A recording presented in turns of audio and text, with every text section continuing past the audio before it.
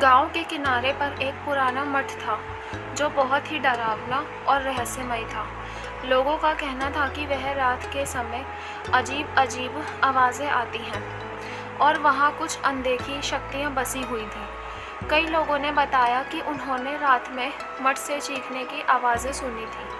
कोई भी मठ के पास रात में नहीं जाता था, खासकर अमावस्या की रात को। विजय गांव का एक नौजवान लड़का था जो इन कहानियों पर विश्वास नहीं करता था।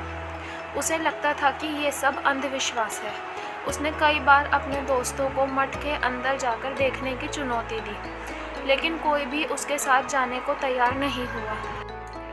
विजय का हौसला बढ़ता गया और एक दिन उसने तय किया कि वह अकेले ही मठ के अंदर चला जाएगा और सबको सच का पता लगाएगा। उस रात अमावस्या थी, चारों ओर सन्नाटा था और हवा में अजीब सी ठंडक थी। विजय अपने साथ एक टॉर्च लेकर मठ की तरफ निकल पड़ा। मठ का गेट टूट चुका था और वहाँ घास और झाड़ियाँ उगाई थीं। जैसे ही वह अंदर दाखिल हुआ, उसे महसूस हुआ कि उसे कोई देख रहा है। वह नज़रें इधर उधर दौड़ाता रहा, लेकिन वहाँ कोई नहीं था। उसने अपने मन को शांत किया और अंदर की ओर बढ़ने लगा। मठ के अंदर का दृश्य डरावना था। दीवारों पर दरारें थी और छत से जाले लटक रहे थे और चारों ओर अजीब सी गंध थी। अचानक उसे एक कमरे से किसी के धीरे धीरे चलने की आवाज़ आई। उसका दिल तेजी से धड़कने लगा, लेकिन विजय ने खुद को संभाला और आवाज़ के स्रोत की ओर बढ़ने लगा। जैसे ही वह कमरे के पास पहुंचा, उसे एक काले साए की झलक दिखाई दी जो तुरंत ही गायब हो गया। विजय की टॉर्च की रोशनी में कुछ नहीं दिखा, लेकिन उसे लगा कि वह अकेला नहीं है। वह थोड़ा और आगे बढ़ा तो उसे एक पुरानी दवाई की बोतल दिखी। उस बोतल पर धूल जम चुकी थी, लेकिन उसमें से अजीब सी गंध आ रही थी।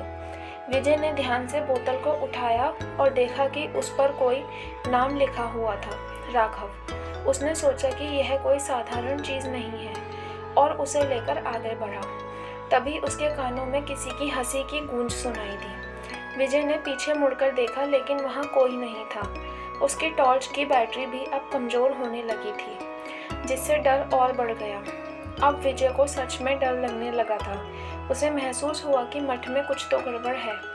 उसने तेजी से मठ से बाहर निकलने का फैसला किया, लेकिन जैसे ही वह मठ के मुख्य द्वार के पास पहुंचा, दरवाज़ा अचानक बंद हो गया।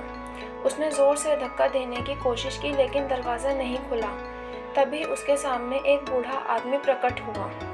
उसकी आंखें लाल थीं और वह विजय को घूर रहा था। विजय ने डर के मारे पूछा, तुम कौन हो? बूढ़े आदमी ने कहा, मैं इस मठ का रक्षक हूँ। यहाँ से कोई भी आसानी से नहीं निकल सकता। तुमने मेरी शांति भंग की है और अब तुम्हें इसकी कीमत चुकानी होगी। विजय ने माफ़ी मांगी और कहा, मुझे माफ़ कर दो, मुझे यहाँ नहीं आना चाहिए था। बूढ़े आदमी ने विजय की बात सुनकर कहा, तुमने अब मठ का राज जान लिया है। यहाँ से बाहर जाने का एक ही तरीका है, तुम्हें इस बोतल में बंद राघव की आत्मा को मुक्त करना होगा। विजय ने डरते डरते पूछा, यह कैसे होगा? बूढ़े आदमी ने बताया कि उसे मठ के सबसे गहरे हिस्से में जाकर एक पुरानी किताब ढूंढनी होगी और उसमें लिखे मंत्रों का जाप करना होगा। विजय ने साहस जुटाया और किताब को ढूंढने निकला। उसे हर कदम पर अजीब आवाज़ें सुनाई देती और अचानक से परछाइयाँ उसके सामने आकर गायब हो जाती। बहुत मुश्किल से उसे आखिरकार वह किताब मिल गई। उसने मंत्र पढ़ना शुरू किया। जैसे जैसे वह मंत्र पढ़ता गया, हवा में एक अजीब सी हलचल होने लगी। अचानक किताब चमकने लगी और विजय ने महसूस किया कि कोई शक्ति उसे खींच रही है। विजय ने पूरी ताकत से मंत्र पढ़ा और अचानक एक जोरदार आवाज़ हुई। फिर सब कुछ शांत हो गया। बूढ़ा आदमी अब वहाँ नहीं था और मठ का दरवाज़ा खुल गया था। विजय ने पीछे मुड़कर देखा तो उसे वहाँ कुछ भी नहीं दिखा। उसे समझ में आ गया कि वह अब सुरक्षित है। वह मठ से बाहर निकला और अपने गांव की ओर भागने लगा। गांव पहुंचकर उसने इस बात का किसी से भी जिक्र नहीं किया, लेकिन उसकी आंखों में हमेशा के लिए उस मठ का खौफ बसा हुआ था। उसने खुद से वादा किया कि वह फिर कभी उस मठ के पास नहीं जाएगा। लोगों ने उसे कई बार सवाल किए, लेकिन उसने कुछ नहीं बताया। उसने सबको बस यही कहा, कुछ राज राज ही रहने दो। कहते हैं कि विजय की इस घटना के बाद से वह मठ एकदम शांत हो गया। वहाँ से अब किसी भी तरह की आवाज़ नहीं आती।